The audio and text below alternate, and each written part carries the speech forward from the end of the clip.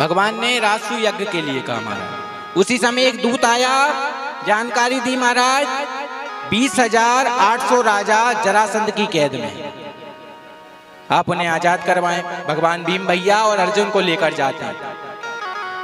जरासंध का नियम था, प्रातः की बेला में वे दान करता था ब्राह्मणों। भगवान ब्राह्मण रूप में जाकर खड़े हो गए, बोले हमें भी दान दो। बोले ऐसे नहीं, पहले संकल्प करो, कहीं तो मुकर गए तो।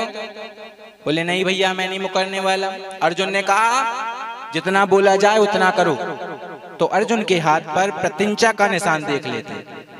बोले तुम कोई ब्राह्मण नहीं हो सकते, तुम्हारे हाथ पर प्रतिज्ञा का निशान है, तुम हो ना हो कोई योद्धा हो, अपने निज रूप में आओ। भगवान अपने निज रूप में आते हैं, कहते हैं तुमसे यही उम्मीद थी, तुम छलिया हो, तुमसे यही उम्मीद होगी। बोले ठीक है महाराज। बोले तुमसे यही उम्मीद होगी। बोले तुम्हें क्या चाहिए? बोले हमें युद्ध लड़ना है। बोले इतनी सी बात, अभी हरा के पहुंचाया था तुम्हें 18वीं बार में।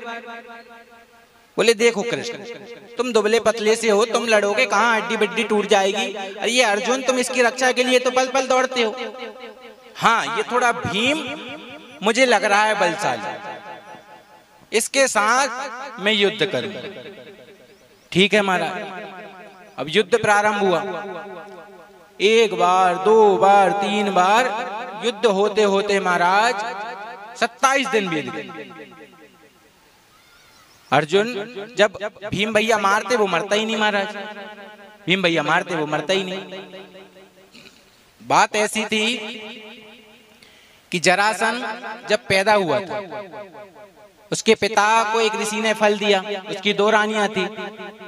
उस फल को आधा आधा काटकर अपनी दोनों रानियों को दे दिया, उससे आधे आधे पुत्र हुए। उसने सोचा मैं आधे आधे पुत्र का क्या करूंगा, तो फेंक दिया। एक जरा नाम की राक्षसी थी, उसने उन दोनों टुकड़ों को उठाया और जी जी जी जी कर कर जोड़ दिया, तो नाम पड़ा जरासंध।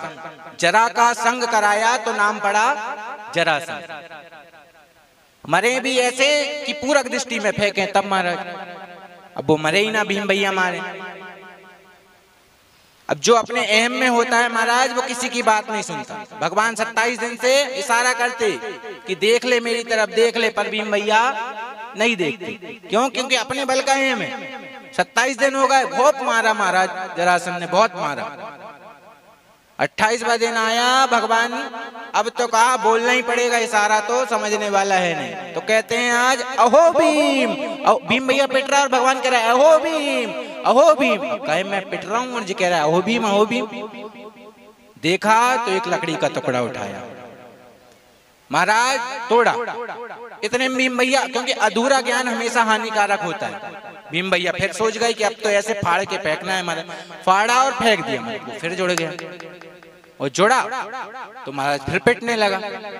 अब फिर भगवान कहें अहो भीम, अहो भीम, अहो भीम। फिर देखें पिटवा रहा है भगवान तो बार बार। देखा फिर टुकड़ा तोड़ा और विपरीत दिशा में फेंका। तब भीम समझा कि ऐसे इसकी मृत्यु होगी। फिर पैर पे पैर को रखकर चीरा और विपरीत दिशाओं में दोनों अंगों को फेंका महाराज। ऐसे भगवान ने जरासंध का उद्धार कराया।